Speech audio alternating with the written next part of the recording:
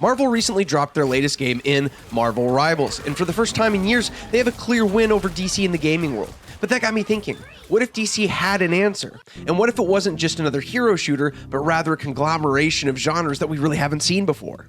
What if we took the high-stakes tension of an extraction shooter and combined it with the insane power fantasy of hero shooters? And then what if you just weren't running and gunning, but rather choosing to be a hero or villain and making a name for yourself in a living, breathing DC world? So today we're going to be building out just that game. In fact, I'm going to be treating this like if I was trying to pitch Warner Brothers a game for the DC comic universe. But first we need to know exactly what we're trying to build, and we figure that out by starting to make a list of all the needs we're trying to fulfill for our players. To figure that out, let's look at the various genres going into the game and what needs they already try to fulfill for their players. The game that we'll be building today is a healthy mixture of elements from hero shooters and extraction shooters. The core need of a hero shooter is competition, because the biggest hero shooters like Overwatch and Marvel Rivals are basically ranked games where you climb by playing. Now, you have supporting needs for competition like growth, where you try to climb the ranked leaderboards, mastery, because players that want to climb must master their preferred role and character, cooperation, because team-based gameplay requires coordination and teamwork to succeed, and self-expression, because the role and hero you main reflect your playstyle and personality. For extraction shooters, the main need is growth. Every round you're going in with the intention of getting good loot, then getting out to grow your account and character.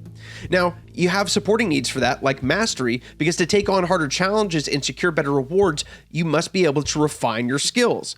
Discovery, because exploring the map and finding valuable loot provides a sense of excitement and reward. Cooperation, because most extraction shooters allow you to have a team, where coordination increases survival and success.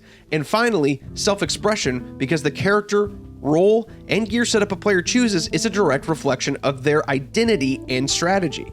As you see, there's a lot of overlap between the two sets of needs, which is one of the reasons I thought this game idea would work well. And if we combine the list, we have the final list of needs we're going to try to fulfill through this game design. And every mechanic we design should try to push one of these needs. Welcome to DC Legacies, a game set in an alternate reality where the heroes and villains that we know, such as Batman and Joker, are starting to age out of the fight, and therefore they've started to take on the role of being mentors. In DC Legacies, you'll be stepping into the shoes of an up-and-coming hero or villain by choosing a mentor from DC's legendary roster. Now, once you've selected a mentor, you'll be offered a slew of abilities that mentor in particular has to offer. Now, in this, we need to make sure that we don't offer too many abilities so that you don't know what every character does, but also not too few as to make sure that not every character plays out the exact same. We want you to be able to strategize and build your own character and playstyle, but also not overwhelming the rest of the player base in the meantime. And with our premise firmly in place, that means that we can dive into what a round of gameplay looks like. Every match of DC Legacies drops the player into a legendary location in DC, and for the first map, that has to mean one thing: Gotham. At the start of the match, villains spawn at the outer edges of the map while heroes are scattered throughout. Both sides have their own objectives. Villains want to pull off high-stakes crimes for profit, while heroes want to stop them to restore order. Throughout the map, there's going to be locations and events that players can go to earn loot and money. For heroes, this is going to be breaking up a mugging or maybe stopping a weapons deal, earning money and loot as they patrol the city. And then for villains, this is going to be taking part in high-stakes crimes, with the most high stakes and the most profitable happening in the very center of the map. Since all villains are spawned at the edge of the map at the beginning, but the best loot and events are in the middle, this gives them a choice. How fast do you get there, and how much risk are you willing to take along the way? This brings me to a mechanic I was really excited to explore in the form of allowing players to have a custom vehicle like Batman having the Batmobile that they could take into a match with them. Now, you could be from the outer edge of the map and you could try to sneak your way in, waiting for the perfect time to be able to try to get some loot, or you could be the first ones there by just racing a custom built hot rod down the streets to the bank. Now, while I've been super excited about everything that we've built so far, sometimes when I'm reviewing games, there is one aspect of game design that I talk about called presence, which is how believable can we make the game world feel to the players. And really, we've made a really cool mechanic so far to make the game fun, but we need to make the world feel real, which is why I'm pitching a GTA-style wanted system where you gain stars based off of the amount of crimes that you commit. Let's say a group of villains wanted to rob Gotham Bank. As soon as it started, the game is going to send some of the police resources their way. They now have 1 star. But then as they defeat more NPCs, more heroes, they're going to start to gain stars. And at 3 stars, you're going to start to spawn in SWAT teams with riot shields. But then at 5 stars, you spawn in a NPC superhero that has been tasked with stopping you. But here's the risk reward. Let's say that a group of villains gets to 5 stars, they spawn in a superhero, they're coming to stop them, and they defeat them. Well, you're probably going to walk away with some pretty serious loot. Once players are ready to leave, they can head back to the edge of the map to extract, both for heroes and villains, or in certain case scenarios, you can use in-game money to be able to purchase your way out. So let's say that you get to the top of a specific roof, you might be able to pay money to call in a helicopter so that you don't have to get to the edge of the map to extract, if you have really good loot or something like that. So that is what a round of DC Legacies might look like. And if we look at the initial set of needs we wrote down, we can see that we're fulfilling competition by pitting everyone against each other while they are pining for the best loot, cooperation, as teams really must rely on each other to get certain elements of a round done, like taking out certain types of enemies, helping the teams move out of certain sticky situations when they are surrounding, and so on. And self-expression as you design your own hero or villain and potentially your own vehicle.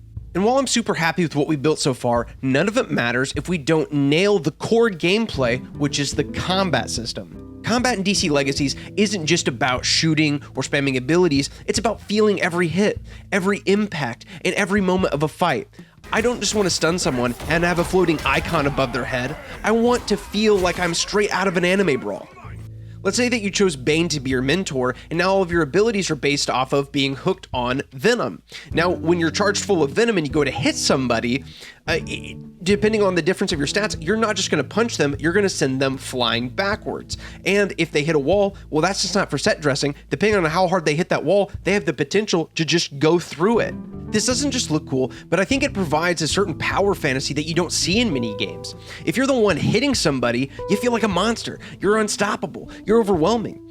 And it might suck to be the person that got hit, but when you get up, you wipe the blood from your mouth as your character, and you say, "Oh, it's on?" That's gotta feel really cool. I want the combat to feel dark, grungy, and weighty, because when I want somebody to hit the ground, I want players to make a face and to go, "Was that his neck or the concrete breaking?" Now, we can push these feelings through a variety of elements, but probably one of the easiest and most noticeable to talk about is going to be the camera work, because while you have games like Marvel Rivals that are a far out third person, we can really bring that in, making you feel like you're more in tune with the character. And then also we can add subtle camera shake when you're running, like in Gears of War, to help add some extra weight to it. And now that we've outlined our premise, our core loop, and our combat system, let's move on to how you progress and level through the game. In the game, progression isn't just about surviving, it's about building power and earning your place among legends. To help build the system, there are 6 different loot rarities, each representing a different level of power.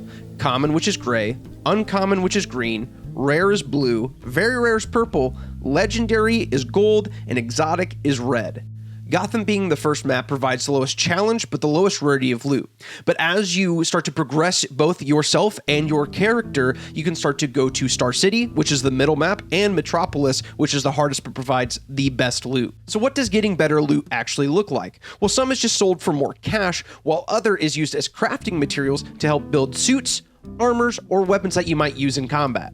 Every crafting ingredient comes with randomized stats that scale with the rarity of that crafting ingredient. So if we put this all together with you first starting out by selecting your mentor and the abilities you would like to take from that mentor, getting better with them over time, and then getting loot that allows you to make new armor or new suits or new weapons with new effects, and being able to prioritize different stats when you're putting the ingredients to create those suits, you get to create a one-of-a-kind playstyle that suits just you. A lot of extraction shooters have an amazing core game loop of dropping in, getting good loot, getting out. But what happens when you've extracted too many times? When you've perfected your build?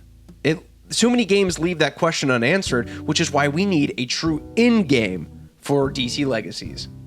For players who are competitive, we have standard PvP, which is your typical hero shooter game modes such as pushing a convoy or domination. Or if you'd rather play some PvE content, we have an end of days raid where the game pushes together heroes and villains alongside each other to form sort of a suicide squad to try and take on an apocalyptic level boss where you play for great loot, but also there's a leaderboard for how fast teams are able to complete it. That wraps up the core gameplay for DC Legacies, but along the way I had a couple ideas that I thought could take this game to the next level. A game doesn't exist in a vacuum. It's all about how the game developer builds it, updates it, markets it, and keeps the world alive. And one way to do that is through transmedia storytelling. Transmedia means a story or a world that spans across multiple forms of entertainment. So DC Legacies could become the foundation for what Warner Brothers does in other areas. So let's say that as new updates or content rolls out for DC Legacies, Warner Brothers could release new shows or entire movies that set up the next big conflict for what players are about to see. I also had another idea for how the game could handle skins, because in most games you buy skins for a particular character, but this game allows you to build your own custom character. So how do we take care of skins in that? Well, we do have mentors that are the basis of your character. So I thought instead of having skins for that character, what if you had inspired clothing lines for the mentor? And then you can buy either the entire outfit or separate pieces of an outfit to put on, and you can mix match and create your own custom outfit. Then I thought, let's take that one step further. What if we had fashion designers, creatives, celebrities, streamers who could create their own signature clothing lines so that fans could buy them in the game? And while the creative gets most of the revenue, then the game creators or the developers take a small percentage. At the start of the video, we set out to create a game that fulfills a certain set of core needs for players. So let's see how we actually delivered on those. For competition, players who crave high-stakes PvP are going to have other players to compete against while trying to extract with the best loot possible. And we also have arena showdowns where only the best fighters climb the ranks, and for those that want to test themselves against impossible odds, the End of Days raid put their teamwork and skill to test against world-ending threats. For growth, well, DC Legacies is all about progression, not just through loot, but also through player skill. Every match you're working towards better gear, bigger heists, and tougher fights, moving through Gotham to Star City to Metropolis, proving yourself at every step. For cooperation, from heists to hero patrols to the Suicide Squad style PvE raid, cooperation is at the heart of the game. Every decision, whether it's choosing your crew, planning your escape, or calling in backup, requires teamwork to succeed. For self-expression, this game takes customization further than any superhero game before it. You don't just pick a skin, you build a character from the ground up, mixing and matching mentor abilities, custom gear, and even further in-game designer fashion. And finally, for discovery, there's the thrill of exploration. Whether you're uncovering hidden loot, breaking into high-security vaults, or navigating Gotham's underground crime world, every match offers something new to find. So did we fulfill every need? Well, I think the answer is a resounding yes. But that raises a very real question. What's next for this game design? Well, if you know any higher-ups at Warner Brothers or DC, let them know that this is the game that you want to play. And if it's not, then tell me in the comments why not. Whether you like something that I created or you didn't, make sure to tell me your thoughts on it, because that's what helps me grow and refine how I build things. And I'm also open to requests. If there's a certain type of content that you'd like to see regarding game design or just gameplay in general, let me know. And if you're here at the end of the video with me and you really enjoyed this, please like and subscribe, because that really helps me grow and then I can do bigger and cooler things. I hope you have a fantastic rest of your day.